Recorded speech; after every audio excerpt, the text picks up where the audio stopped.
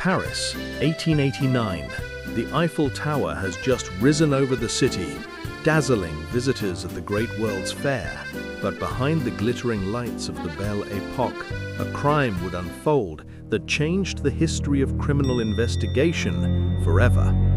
This is the story of the Gouffé Case, a tale of murder, deception, and the birth of modern forensic science. On July 26, 1889, Toussaint Augustin Gouffé, a 49-year-old court bailiff, left his office in Montmartre and was never seen again. Gouffé was respected in his work, but in private he was known for his affairs with women, an indulgence that would prove fatal. When he failed to return home, his housekeeper alerted his family. Soon the police were searching, but in a city crowded with millions of visitors, one missing man seemed to vanish without a trace. But just days later, 300 miles from Paris, a gruesome discovery would bring the mystery back to life. In mid-August, villagers in Millery, near Lyon, complained of a foul odor. A road worker traced the smell to a burlap sack hidden under bushes. Inside was the decomposed body of a man bound with rope, head wrapped in cloth. Soon after, the broken remains of a wooden trunk were found nearby. Records showed it had been shipped by rail from Paris the day after Gouffé disappeared. The trail of evidence suggested something chilling. The missing bailiff had been murdered, stuffed in a trunk, and sent across the country. But when the body was examined, a critical mistake nearly buried the truth forever. The first autopsy, performed by Dr. Paul Bernard, concluded the man was 35 to 45 years old with black hair. Gouffé was 49 with chestnut hair. When Gouffé's brother-in-law came to Lyon, he failed to recognize the corpse. The body was buried as unknown. For a moment, it seemed the case had reached a dead end. Yet one Paris detective refused to give up.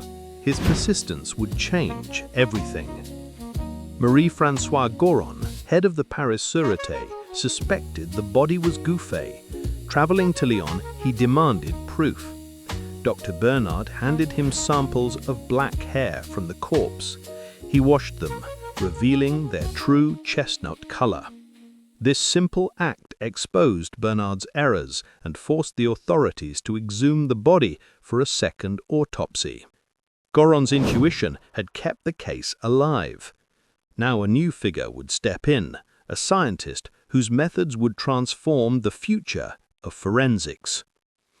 The second autopsy was led by Dr. Alexandre Lacassagne, head of legal medicine in Lyon and founder of the Lyon School of Criminology.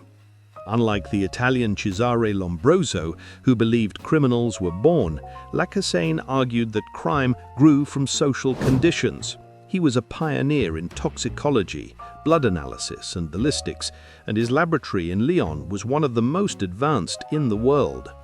His re-examination of Gouffé's remains became a masterpiece of scientific deduction.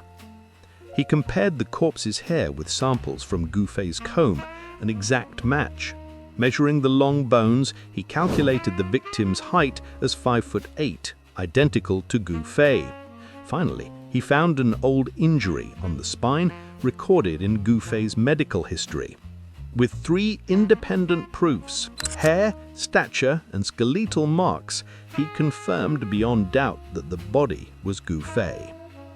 He also confirmed strangulation as the cause of death. This meticulous approach demonstrated that forensic science could provide certainty where witnesses and guesswork failed. With the victim identified, the hunt for its killers began. Please like and subscribe. It helps us create more content for you.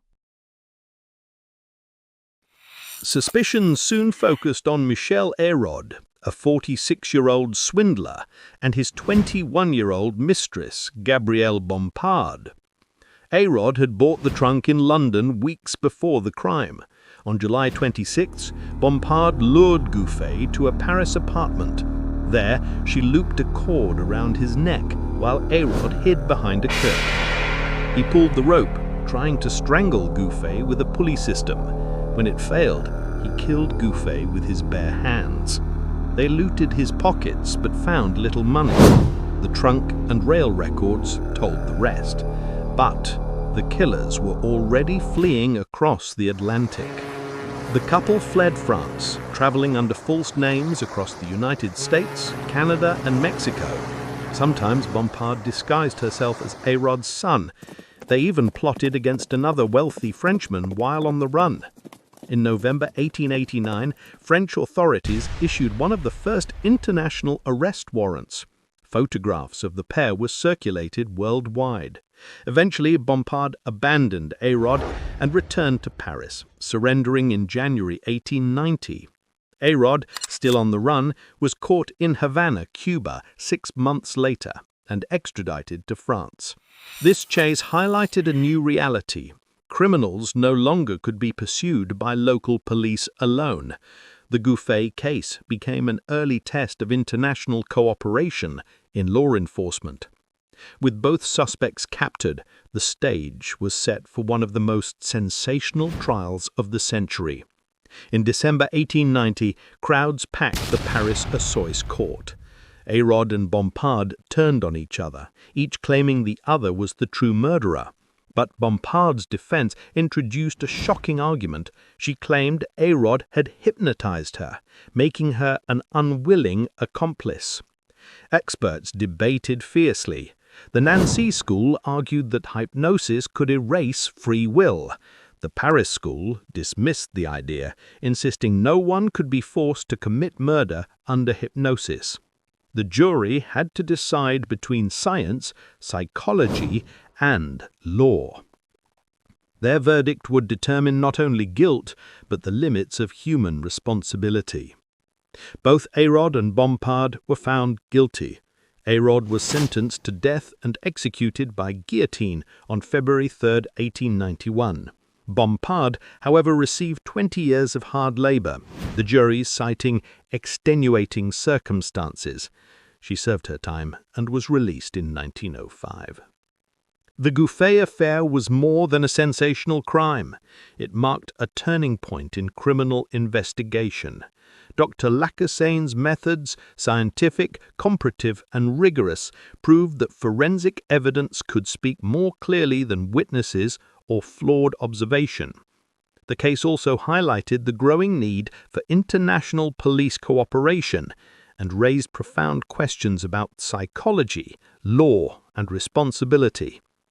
It was a real-life drama that rivaled the fiction of Sherlock Holmes, showing the world that science could solve even the darkest mysteries.